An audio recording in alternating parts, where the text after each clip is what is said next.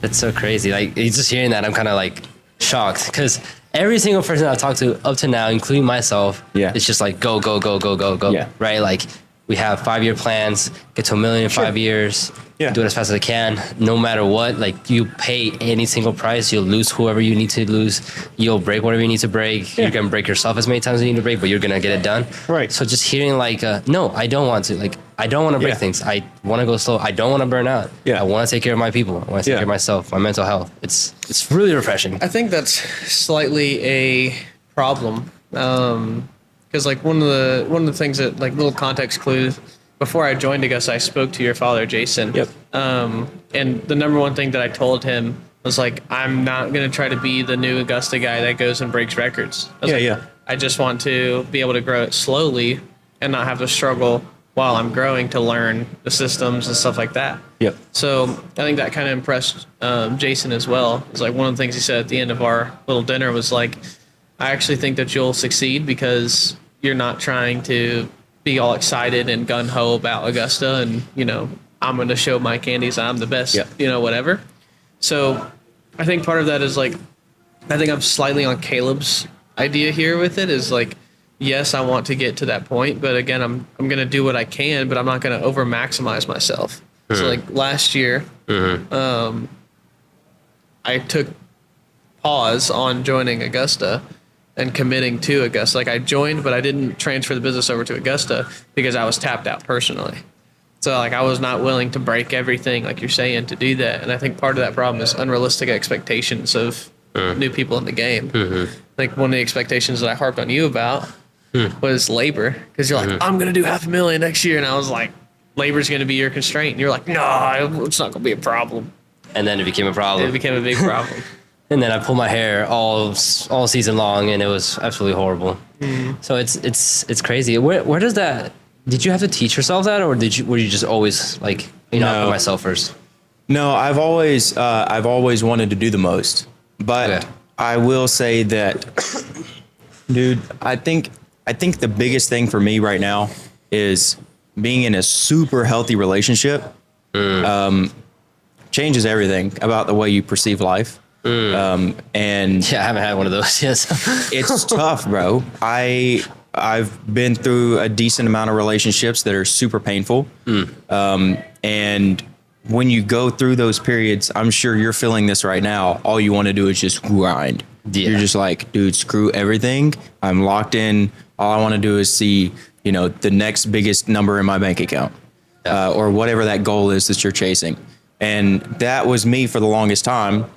And there's parts of that are good. I think every kid should go through that as they kind of make their way up into the world, is have those rocky cutscenes. But I will say I've reached a point in my life that I'm realizing that I just want to enjoy life, every aspect of it, whether it be the good or the bad. And up to this point, I've just hated the bad. And now I realize that, like, the bad is great, because without the bad, there is no good. And there's going to be times that suck in business, regardless of however hard you push yourself. And I wake up and go so much harder when I give myself grace and speak kindly to myself and have a good mental space to work from. I don't feel like it is commonplace these days for men to really put their mental health first. And when you start doing that and realizing that your mental health is who you are as a person, not just the voice inside your head, it literally controls every direction and every decision you make. It has a massive impact on your life and your outlook, the amount of money that ends up in your bank account. It's huge. And when you do that with a partner that also understands that and has that maturity to be able to accept the fact that what you're working hard towards benefits the both of us, regardless of the good or the bad, you know. I don't know if you guys follow the Hermosis. Layla Hermosi just came out with a new product line that says, fuck your mood, stick with the plan. And I think that's beautiful. Because there's there's nothing better than to just stick with the plan, regardless of how you feel about it. And when you take emotion out of it and you just do the doing without the emotion, it frees you up to just make the right decision. So no, I haven't always been that way, but I think when you try to eliminate emotion as much as you possibly can and just do the doing, you have a much more positive outlook on life. And I don't know of anything else that I want more than to just be happy. You know, if I'm not happy doing it, then why? Like, what's the point? You know, what are we doing? Jesus. That's something me and you both have discussed. Yeah. Do you listen to Chris Williamson? Yeah. Okay, yeah, because you're sounding like him a lot. I don't know that I would have said that about what I just said, but yeah, I guess. No, it's not because the similarity. Like, there's a couple of things that kind of reminded me. It's, I don't know. I'm kind of like at a loss for words. Not gonna lie. I think that everything you said is kind of.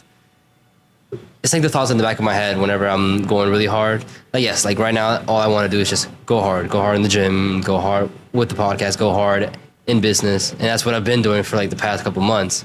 And yes, it's worked out great. You know, we hit every single goal we wanted to. We're breezing through and it feels great for a couple seconds. And then it's like, fuck, I just remembered how my life is right now. I am not happy. I have the money that I want. I have the goals that I wanted. And I'm just like, yeah, when you go to sleep at night, you're like, it sucks.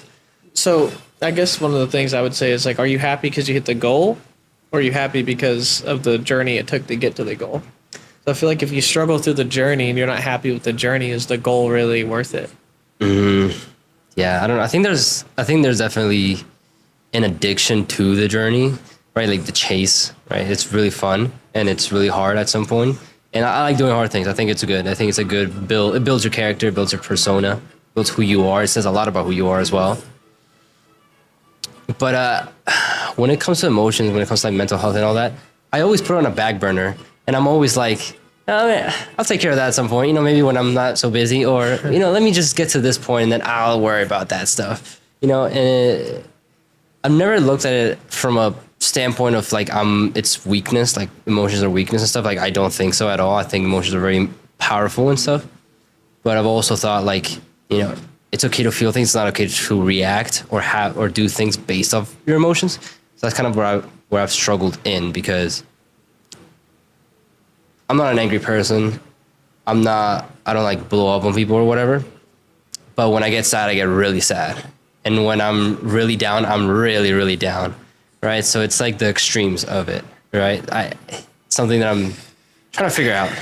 I'd like you to weigh on this, but I think that's part of him pushing it off for so long. Because then when it finally bubbles up, it's just a boiling pot of water. It's not like he's ignoring it and then it comes to a head and it overflows.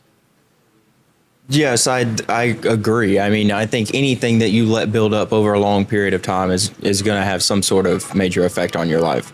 But when you have a major changing point in your life, regardless of what it is, you're going to be emotional about it. You know, like it kind of just is what it is. And for me, I don't know. I would say that I sometimes do avoid emotions, but I think all men do to some extent. Yeah. You know, we're slightly less openly emotional beings than women are. And I don't think that there's a right or a wrong. But I do think that the problem is when you start to see it affect other aspects of your life that you're not happy with it affecting. It's not a matter of like, oh, well, now my emotion is affecting my work. It's like, okay, well, is that a bad thing to you? Do you not like that it's affecting your work? If you don't, then maybe you should focus on dealing with the emotion, doing something with it, whether it's going to talk to a counselor or a therapist, or, you know, going to the gym more often if you feel that makes an impact on your mental health or well-being. I think it's just a matter of determining for yourself, is this good or bad for me? Right. Does this negatively affect things in my life? And if it does, then that's when you should show it attention. Thank you so much for watching that clip. If you want to see the full-length interview, the full-length video, then just click right here. Come on. Click it now. You know you want to. You liked it, right?